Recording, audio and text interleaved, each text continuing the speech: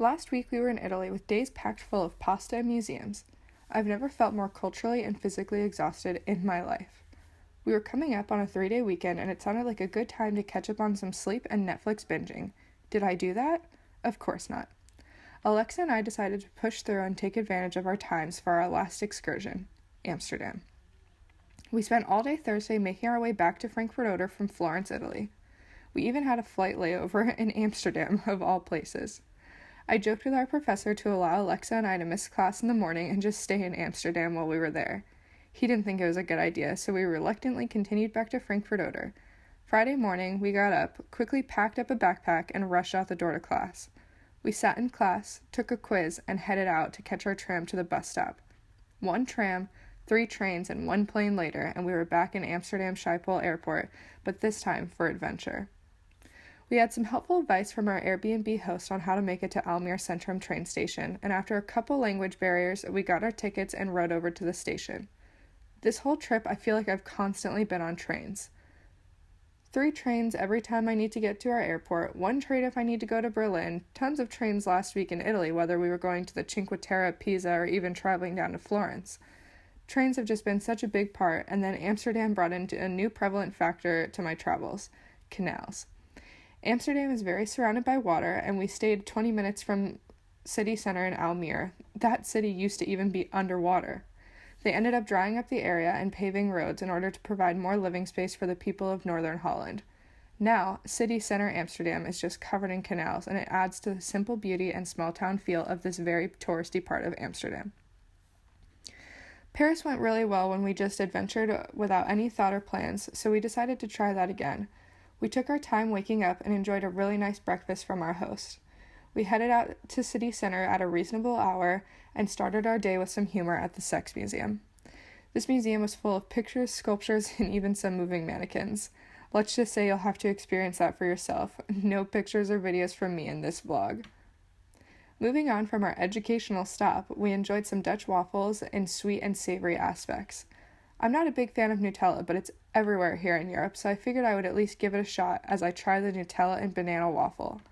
Oh my goodness, I've never had a better waffle. Alexa enjoyed a rather traditional breakfast waffle while it was topped with eggs, cheese, and ham. Also quite tasty, might I say.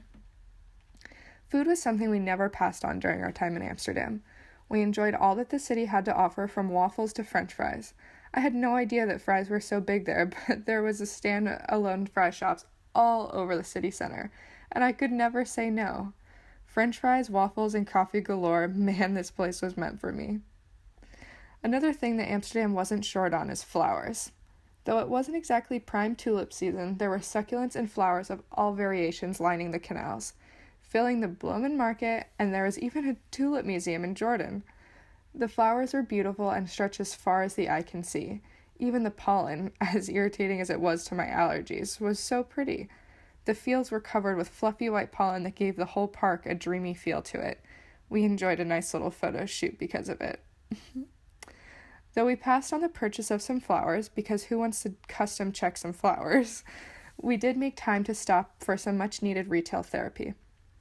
Alexa and I ventured into some of our favorite stores, which somehow got cuter and cheaper on this side of the pond. Lush, Zara, and Urban Outfitters made our bank accounts very sad, but our closets very happy. We tried on outfit after outfit and made our final decisions on what to buy. 2 hours later, we realized we spent so much time shopping and not enough time in the rich museums that this city had to offer.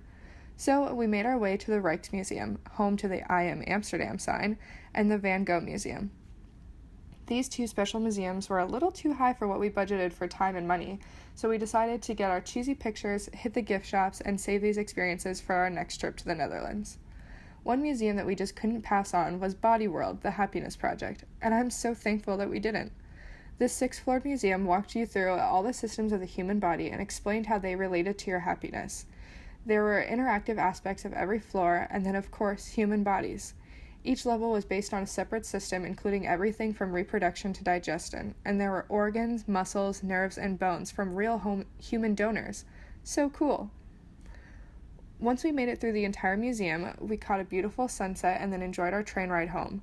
The next day was full of canal after canal after canal, and of course, tons of walking. I don't think I've ever walked so much in my life. Our main goal for our last day in Amsterdam was to visit the Anne Frank house, so the two of us grabbed some food, took advantage of some touristy photo opportunities, and grabbed a spot in line to wait to enter the Anne Frank house. Now, photography and videography is strictly prohibited within the walls of this historic landmark, so again, this is something that you'll just have to experience for yourself. It is a truly beautiful and heart-wrenching journey through the house and annex, and I highly recommend the trip. It was honestly so worth every second of the 2.5-hour wait. By the time we exited the museum, it was getting close to when we needed to be at the airport to return back to Berlin, so we filled out some postcards for home, grabbed one last thing of french fries, and hopped aboard our final Dutch train. Once at the airport, we enjoyed another beautiful sunset, boarded the EasyJet plane, and we were off for Berlin. One hop, skip, and a jump later, and we were back in Germany for the final 2 weeks of our program. Welcome back to Frankfurt Oder.